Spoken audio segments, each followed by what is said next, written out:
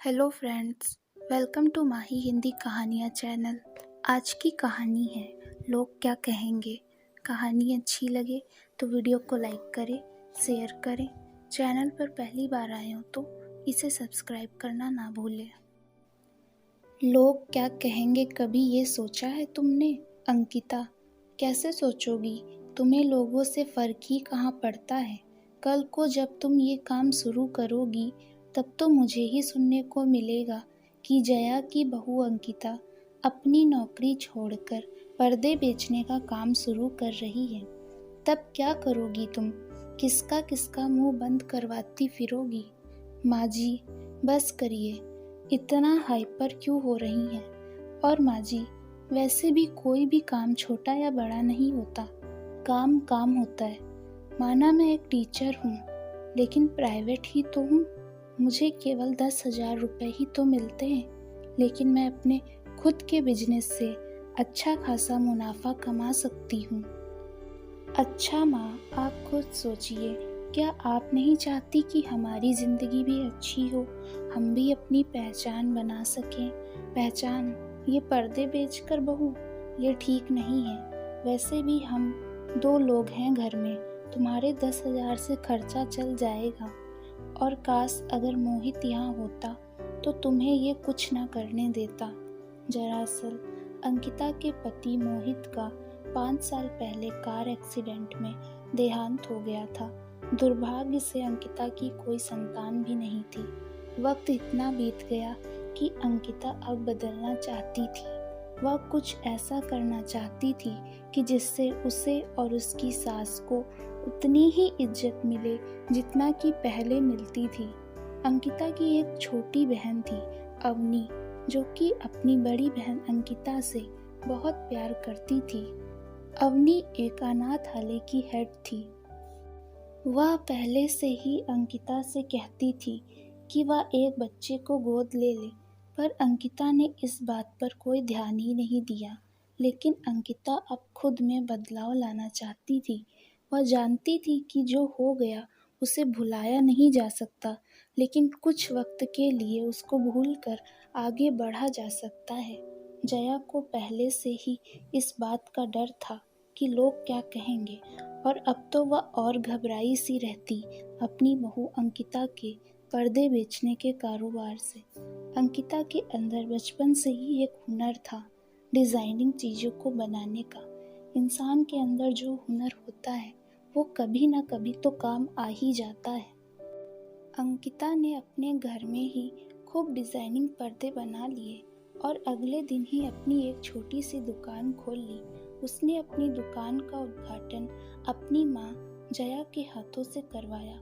शुरुआत में तो उसके पर्दे बहुत ही कम लोगों ने खरीदे, पर बाद में धीरे धीरे करके उसके कारोबार में तरक्की होने लगी।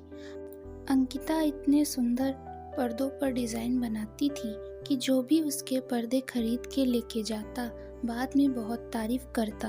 एक दिन अंकिता की दुकान पर एक 8 साल की बच्ची आई। वह भी अंकिता के बनाए सुंदर पर्दों पर आकर्षित हो गई।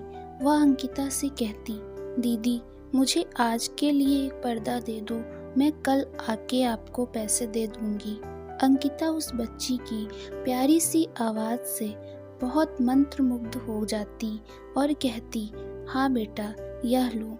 लेकिन आप कहाँ रहते हो? कोई घर ना है। मैं तो यहीं कभी आश्रम में या तो सड़क पर रहती हूँ। ऐसा सुनकर अंकिता को अच्छा नहीं लगा तो उसने कहा, कौन से आश्रम में रहती हो आप? यहीं पास के अनाथ आश्रम में। अच्छा दीदी, मैं जा रही हूँ, कल आकर बात करते हैं, आप बहुत अच्छी हो। इतना कहकर वह वहाँ से दौड़कर चली गई। अंकिता को उस वक्त तो कुछ समझ नहीं आया। उसे ऐसा लगा एक पल के लिए कि कोई उसका ध्यान उसकी समस्याओं को अपनी तरफ खींच ले गया हो। अंकिता बातों बातों के चक्कर में उस लड़की का नाम पूछना तो भूल ही गई थी। शाम को अंकिता जब अपनी दुकान बंद करके अपने घर जाने ही वाली थी कि वहाँ से मोहल्ले की सुनीता 4-5 औरतों के साथ वहाँ से गुजरी और अंकिता को देखकर कहती, बड़ी पढ़ी लिखी बनती थी, मोहल्ले की हिटलर रानी बनती थी। अरे तो अब क्या हुआ जो तुम पर्दे बेचने लगी? इतने में ही एक दूसरी औरत बोली, हिटलर रानी नहीं सुनीता, रानी विक्टोरिया बोलो। बेचारी पता नहीं ऐसा क्या हो गया कि नौकरी छोड़कर पर्दे बेचने का काम शुरू कर दिया। ऐसा कहकर वहाँ खड़ी सभी औरतें हंसने लगी। जब पता नहीं है तो फिर क्यों पूछ रही हो? कुछ पता है ही नहीं और बोले जा रही हैं। मैं तो चलो पर्दे ही बेचती हूँ, आपकी तरह ग्रुप बनाकर किसी को ताना मारने नहीं जाती, अपने गिरेबान में झांक कर देखती नहीं, बड़ी आई दूसरों को सुनाने वाली। आप सब मुझसे बड़ी हैं, इसलिए आपका लिहाज करती हूँ, वरना जो सुनता है वो सुना भी सकता है। हटिए मेरे रास्ते से, मुझे घर जाना है। अंकिता के मुंह से ऐसे शब्द सुन के वहाँ खड़ी सभी औरतों के मुंह पर ताला लग गया हो जैसे। अंकिता का मानना था, बेशक किसी अपने से बड़े को जवाब देना गलत है, लेकिन जब सुनते रहो तो लोग अपनी बोलने की हद भूल जाते हैं। घर आकर अंकिता ने खाना खाया और अपने कमरे में चली गई। उसने लोगों की बातों को नज़रअंदाज किया और अपने पर्दे बनाने लगी। रात रात जागकर वह अपना काम करती थी। ये किसी को दिखाई नहीं देता था कि वह कितनी मेहनत करके पर्दे बनाती है। अंकिता बचपन से ही खुले विचारों वाली लड़की रही है। उसे इस बात से कोई फर्क नहीं पड़ता कि लोग क्या कहेंगे। अगले दिन अंकिता जब अपने दुकान गई तो उसने देखा कि वही लड़की जो कल उससे पर्दा लेकर गई थी वहाँ उदास बैठी थी। अंकिता उसके पास गई और पूछती, क्या हुआ बेटा, इतने उदास क्यों हो? दीदी आप आ गई, कहकर वह बच्ची अंकिता को गले लगा लेती। दीदी मेरे पास आपको देने के लिए सिर्फ थोड़े ही पैसे हैं, बाकी मैं फिर लौटा दूंगी आपको।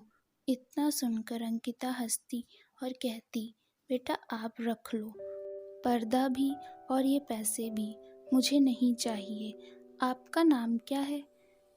मेरा कोई अपना ना है, इसलिए मेरा कोई नाम भी नहीं है। जिसका जो मन करता मुझे बुला लेता, जैसे बिट्टू, बिटिया, ये लड़की, पागल वगैरह वगैरह। अच्छा तो मैं आपका कुछ नाम रख दूँ? हाँ दीदी रख दो। मौली कैसा रहेगा? अच्छा है दीदी। चलो अच्छा, आज आप हमारे साथ बैठो, आपको मैं आज बहुत कुछ सिखाऊंगी। अंकिता उस बच्ची से घुलने मिलने लगी। अब तो वह बच्ची रोज अंकिता की दुकान पर आती और उससे ढेर सारी बातें करती। एक दिन अंकिता ने इस बारे में अवनी से बात की और उसने अवनी से कहा, तुम अनाथालय की हेड हो तो तुम उस बच्ची को मुझे गोद दिला दो। जया को भी अंकिता के इस फैसले से कोई शिकायत नहीं थी। समय बीतता गया, अंकिता का कारोबार भी छोटी दुकान से बड़ी दुकान में बदल गया। अब उसका बिजनेस पहले से भी ज़्यादा चलने लगा। अब उसके पर्दे पहले से भी ज़्यादा बिकने लगे। वह बहुत खुश हुई यह सोचकर कि कल को अगर उसने लोग क्या कहेंगे के बारे में सोचा होता तो आज को वह इतनी बड़ी जीत हासिल ही ना कर पाती। दोस्तों, हमारे समाज का सबसे बड़ा रोग क्या कहेंगे लोग। कुछ होते हैं तो इन सब बातों पर ध्यान नहीं देते, पर कुछ लोग होते हैं जो चार लोग क्या कहेंगे के डर से कुछ कर ही नहीं पाते। दोस्तों, आपको यह कहानी कैसी लगी हमें अपने विचार कमेंट करके बताइए। अगर आपको कहानी अच्छी लगी हो तो वीडियो को लाइक करें, शेयर करें। चैनल पर पहली बार आए हो तो इसे सब्सक्राइब करना ना भूलें।